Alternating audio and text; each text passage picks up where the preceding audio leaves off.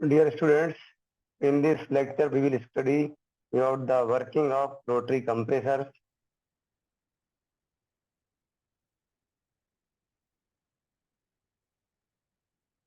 So there are two types of compressors, which are the reciprocating compressor or the positive displacement type of compressor, as well as the rotary air compressor. So in the rotary air compressor, because of the continuous rotary action, it means air is supplied continuously.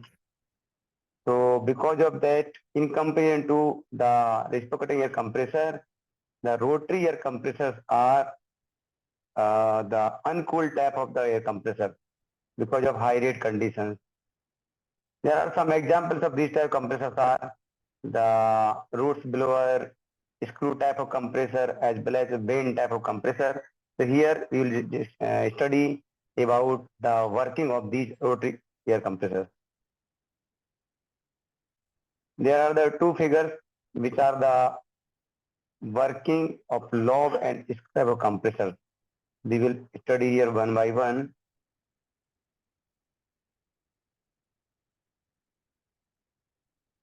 In this type of lobe type of compressor, you can see there are two lobes. These are the one and two, both the lobes are there. So these two lobes are rotating in the opposite direction. It means if this lobe is rotating in the direction which is clockwise, then this will rotate in the anti-clockwise direction. The air will enter from this bottom side here. This is the entry of the air from this side, and air will be discharged here from this side. So what happens actually, uh, these two lobes are having the mating surfaces which is in the close contact. So there is no passing of the air from this area because this is completely closed.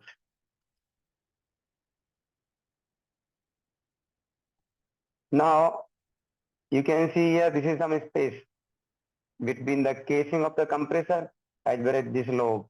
And this will also happen here when it will rotate for the half revolution. So some air is trapped here in this space. And also the same will happen for this lobe. So when this will rotate, this trapped air will sweep from this portion to this portion. The air will come here. So when this will rotate, air will be swept. So in this case, there is no increase in the pressure. But when this air is coming to this portion, there will be the revert back or reverse flow of the air from the reservoir. Actually, this air is being supplied or being stored to some reservoir or to some tank. So the pressure will be higher in that reservoir. But when this air will come by sweeping by the low and the backflow of the air will be here, these two air will mix together and will increase the pressure. So there may be the three laws or the four laws, etc. And according to that, there will be the volume discharge according to the laws. In the second type, there is also a screw type of air compressor. So there is some inlet port here. The mechanism is similar to the root blower type. Here there is the discharge portion where there is a discharge and this is the inlet. So there are the two mating surface which are making contact each other. And between these two screws, there is a female rotor as well as there is a male rotor. So between these, there occurs a space. So the swiping of the air will be from the inlet port to the exit port, and the air will pass from this inlet to outlet. And again, the same will happen. This air will be reserved or will be stored in a reservoir, and the backflow of the air will occur here. So this backflow will increase the pressure by mixing of the high pressure air and as well as the air which has been swept here. So because of this, the air pressure will increase. Another compressor which is of the rotary type, but it is of the vane type of compressor. In this compressor, the principle is similar, but there is some difference. You can see there is a casing. This is the outer casing of the vane type compressor. Air will come from this left hand side and will be discharged out from the right hand side. So you will see there is a impeller which is having the vanes at its periphery, and these are all the vanes are spring loaded. This impeller vanes is offset or eccentric with the casing. So it is not at the center here, but its center is at this. So you will see between two any adjacent billets, you will see some space, and this space is varying when we are moving along its circumference. So what happens? The volume will increase. Volume will decrease when we are moving toward the periphery. So this volume is decreasing. When the volume is decreased, the air pressure will increase. So when this impeller vane will rotate, these all the blades will rotate, and you will see because all are the spring loaded, so you will see this space will decrease. But the space between two adjacent blades will also go on decreasing. When the volume will decrease, the pressure will increase. So this pressure increment will occur when this impeller will rotate, and when it will swap the air in this outside delivery portion, then here the air which is coming from inlet side and the backflow of the air from the reservoir, both will mix together here and the pressure will increase. In this vane type of compressor, the pressure will increase because of two reasons.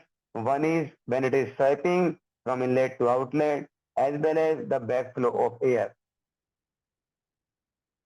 Now here we are seeing the PV diagram of both the roots blower, this as well as the vane type of compressor.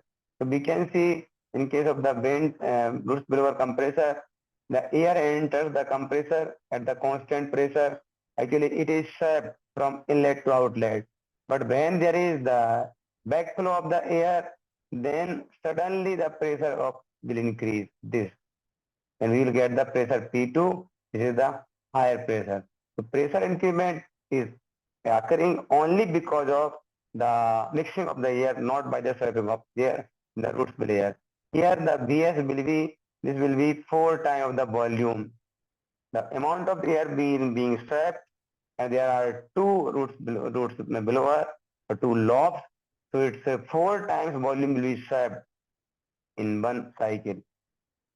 In the vane type of compressor, we will see the pressure will increase because of the two cases.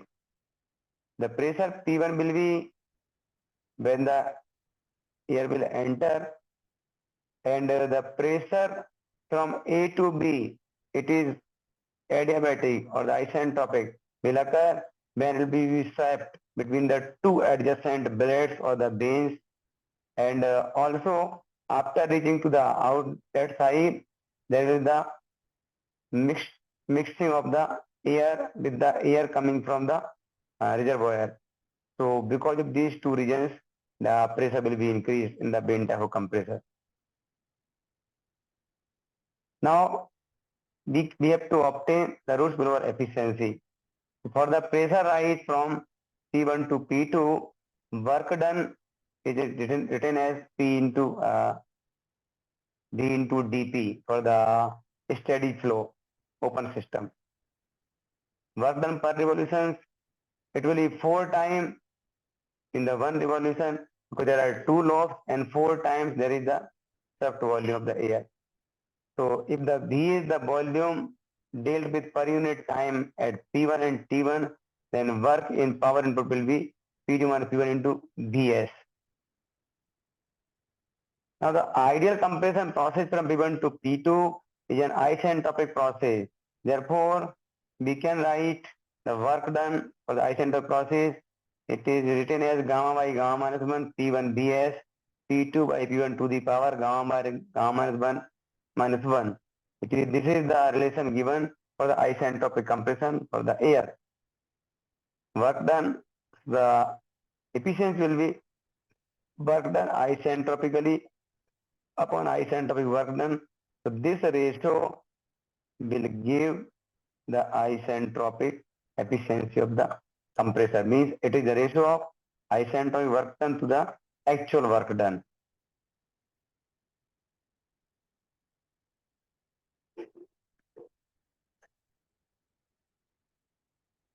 Also, this is the work done for the root spillover efficiency by simplifying the equation. Here R is written as the pressure ratio P2 to P1.